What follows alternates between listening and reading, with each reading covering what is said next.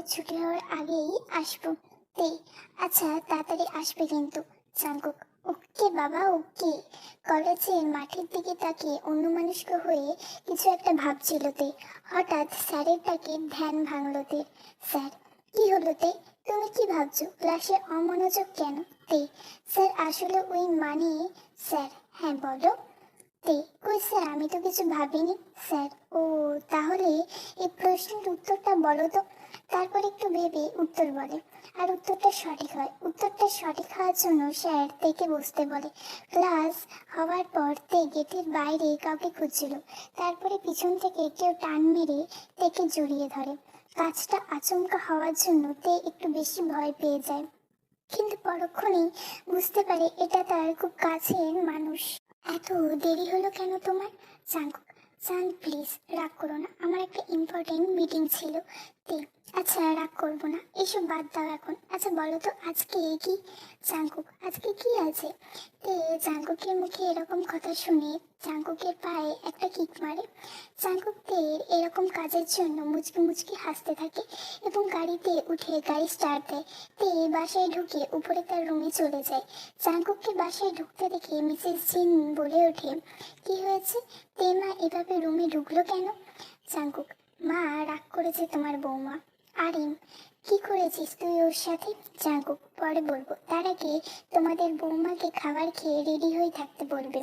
এই কথা বলে জাঙ্কুক বাসা থেকে বেরিয়ে যায়। তেকে খাবার খেয়ে বিশ্রাম নিতে বলে চলে যায় জিন। তে: শয়তান, আমাদের বিবাহবার্ষিকীর কথা মনে নেই? এইসব আরো বিভিন্ন কথা ভাবতে ভাবতে তে ঘুমিয়ে পড়ে। 1 ঘন্টা পর জিন এসে তেকে ডেকে উঠিয়ে ফ্রেশ করে রেডি করে দেয়। একটু পর জাঙ্কুক এসে তেকে দেখে তের দিকে এক পলকে তাকিয়ে থাকে। জাঙ্কুককে দেখে মিসেস জিন রুম থেকে চলে যায়। জিন চলে যেতে জাঙ্কুক দরজাটা বন্ধ করে দেয়। তের দিকে আগাতে থাকে। জাঙ্কুক কে আগাতে দেখে তে এক পা এক পা করে পিছিয়ে যেতে থাকে। তুমি আগাচ্ছ কেন? জাঙ্কুক: জান, তোমাকে এত সুন্দর লাগছে যে আমি নিজেকে সামলাতেই পারছি না। তে: না না, তুমি কোথায় যাবে চলো। জাঙ্কুক: যাবো তো, তার আগে। এই বলে জাঙ্কুক তেকে টান দিয়ে তার নিজের সাথে মিশিয়ে নেয় এবং কিস করতে থাকে। আচমকা কাজটা হওয়াতে তে কিছু বুঝতে পারেনি। যখন বুঝতে পারে তখন জাঙ্কুককে ধাক্কা দিতে শুরু করে। জাঙ্কুক তের হাত দুটো দেয়ালের সাথে চেপে ধরে। পুরো 10 মিনিট কিস করার পর ছেড়ে দিয়ে জড়িয়ে ধরে বলে, জান, তোমাকে কালো শাড়িতে আর খোলা চুলে মারাত্মক লাগছে। তে: হয়েছে, কোথায় যাবে চলো। জাঙ্কুক: এটা তো বলা যাবে না জান। এটা বলে জাঙ্কুক তেকে নিয়ে একটা জায়গায় যায়। জায়গাটা অন্ধকার ছিল। তে যখন পেছনে ঘুরে তখনই পুরো জায়গাটা আলোকিত হয়ে ওঠে। তে দেখে খুশি হয়ে যায়।